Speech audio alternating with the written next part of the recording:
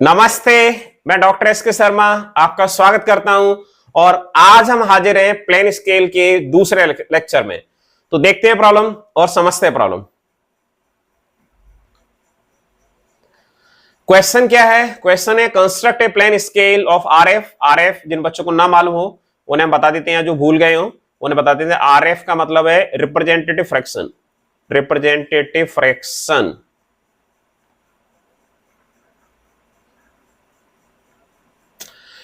RF कितना दिया हमें? 1:40 यानी 1/40 to read metres and decimetres and long enough to measure up to 5 metre.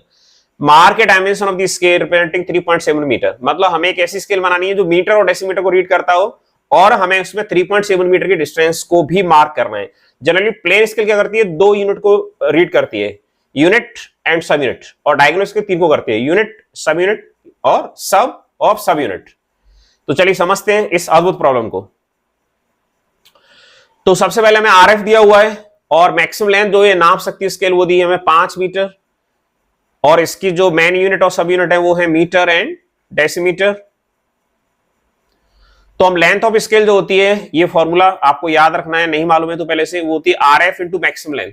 RF है 1/40 और मैक्सिमम लेंथ है 5 मीटर। तो मीटर में हम इसको नहीं रखेंगे क्योंकि आप जो ड्राइंग करने वाले स्केल में वो मीटर में नहीं होगी, क्योंकि आपकी जो सीट की लंबाई है, ड्राइंग सीट की लंबाई, वो भी मीटर में नहीं है और आपकी स्केच की लंबाई है वो भी मीटर में नहीं है। तो हम इस मीटर को कन्वर्ट कर देंगे सेंटीमीटर में। तो 5 × 100 सेंटीमीटर। तो लेंथ ऑफ स्केल जो आ गई है एलओएस, वो आ गई है 12.5 सेंटीमीटर। मतलब हमें जो बनानी है स्केल उसकी लंबाई आएगी 12.5 सेंटीमीटर।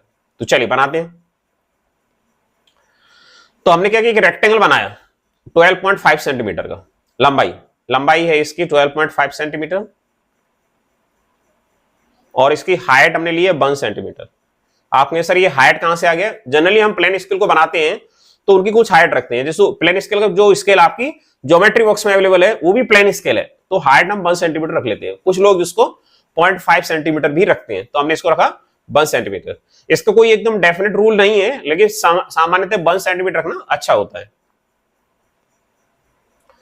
अब हम क्या करेंगे, जो ए बी है, ए बी आपको नजर आ रहा है, इसे हम 5 इक्वल पार्ट्स में डिवाइड करेंगे।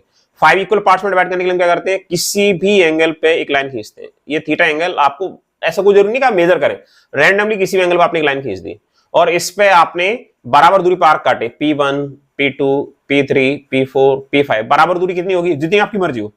आपके सर में तो आधा सेंटीमीटर लूंगा, ओके। आपने कहा 1 सेंटीमीटर लूंगा, ओके। आपने कहा 2 सेंटीमीटर लूंगा, ओके। जो मर्जी हो वो आप ले सकते हैं। जैसे ही आप आर्क काट देंगे उसके बाद P5 को मिलाएंगे B से। स्केल से मिलाना है, अभी हम फ्री हैंड आपको दिखा रहे हैं, फिर स्केल से मिला देंगे। इसके पैरेलल P4 से लाइन खींचेंगे, इसके पैरेलल यहाँ पे लाइन खींचेंगे। ये लाइन से आपको खींचनी है रोलर स्केल से, इसके पैरेलल लाइन खींचेंगे। इसके लिए आपको इस्तेमाल करना होगा रोलर स्केल या मिनी ड्राफ्टर, दोनों में से कुछ भी इस्तेमाल कर सकते हैं। सेट स्क्वायर यानी ट्रायंगल की सहायता से भी खींच सकते हैं। जो आपके ट्रायंगल्स आते हैं ज्योमेट्री बॉक्स में, ट्रायंगल्स, उनका इस्तेमाल भी कर सकते हैं आप। 3 तरीके से आप ये पैरेलल लाइंस बना सकते हैं। ये पहली आई, P5 को B से जॉइन किया। अब P4 से भी लाइन हमने खींच दी उसके पैरेलल, फिर P3 से भी खींच दी, अब P2 से भी खींच दी, अब P1 से भी खींच दी। तो इस प्रकार से आपका जो AB है वो 5 बराबर हिस्सों में बट गया है। फिर हमने जो पहला हिस्सा था उस पर एक परपेंडिकुलर लाइन खींची। ये लाइन हम जनरली ट्रायंगल से खींचेंगे, 90 डिग्री पे खींची। ऐसे हम दूसरे हिस्से पे भी खींचेंगे, यहाँ पे भी, इस जगह भी, ऐसे यहाँ पे भी खींचेंगे परपेंडिकुलर, ऐसे यहाँ पे भी खींचेंगे परपेंडिकुलर। तो या तो इसे इसके पैरेलल बना दें या आप परपेंडिकुलर बना दें एंगल्स नाप करके। तो इस तरह से आपने इन सारे जो डिवीजन किए थे उन पे रेक्टेंगुलर 5 छोटे छोटे रेक्टेंगल बांट दिया है। तो इसके 5 हिस्से हो गए हैं, 1, 2, 3, 4, 5। इसको 5 मीटर रीड करना है, तो प्रत्येक हिस्सा यहां पे क्या रीड करेगा? 1 मीटर को रीड करेगा। अब हमने जो पहला डिवीजन है इसका, ये जो पहला हिस्सा है ये वाला, इसे हम 10 हिस्सों में बांट रहे हैं। आपके क्यों बांट रहे हैं? क्योंकि 1 मीटर का 10वां हिस्सा आप 10 से डिवाइड कर देंगे, कितना होता है? 1 डेसीमीटर। तो हमें डेसीमीटर भी तो दिखाने, तो जो चीज हमने वहां पे की थी वही यहां पे करेंगे। इससे हमने ये 10 आर्क काटे इस पे, फिर इसे इससे मिला देंगे, ऐसे मिला देंगे, ऐसे मिलाएंगे, और इस प्रकार से पहला डिवीजन 10 हिस्सों में बढ़ जाएगा। देखते जाइए, ये सब रोलर स्केल से बनाने हैं आपको।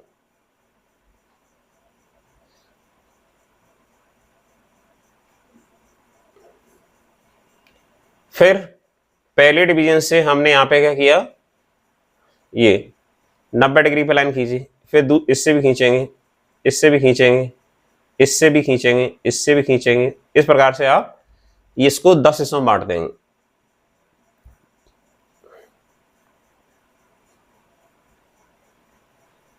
देखिए, हमें आशा है आप समझ पा रहे होंगे इसको। थोड़ा एक्यूरेसी का ध्यान रखेंगे आप जब आप रोलर स्केल से बनाएंगे।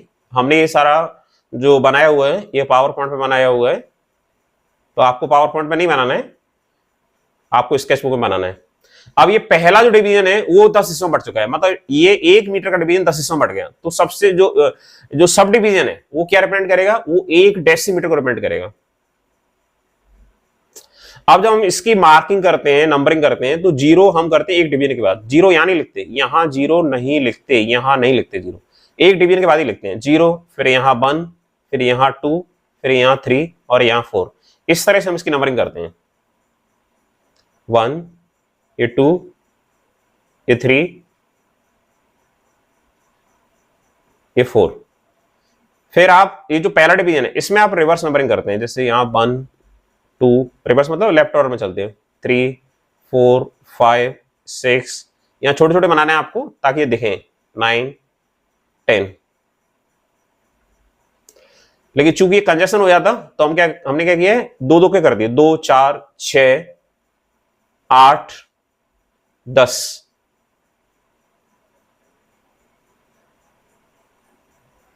ये आपकी प्यारी सी सुंदर सी प्लेन स्केल बनके तैयार हो चुकी है। लेकिन आपको इसमें कुछ चीज दिखानी पड़ती है। क्या दिखानी पड़ती है कि ये कौन सी यूनिट रिप्रेजेंट कर रही है, मीटर, आरएफ कितना है, और डेसीमीटर। डेसीमीटर आपके पहला जो डिवीजन है उसके सब डिवीजन दिखा रहे हैं, तो ये आपको मार्क करने पड़ते हैं, जरूर लिखने पड़ते हैं आपको। अब 3.7 हमें देखना है, तो 3 तो हम देखेंगे इस साइड, इधर देखा हमने 3, और 0.7 हम देखेंगे इस साइड, मीटर में 0.7 देखेंगे इधर, तो ये हो जाएगा 3.7। तो इस प्रकार से आप 3.7 मीटर दिखा सकते हैं। देख लीजिए आराम से। Thank you very much for watching this video. If you have any doubt please right in the comment section. जय हिंद, जय भारत।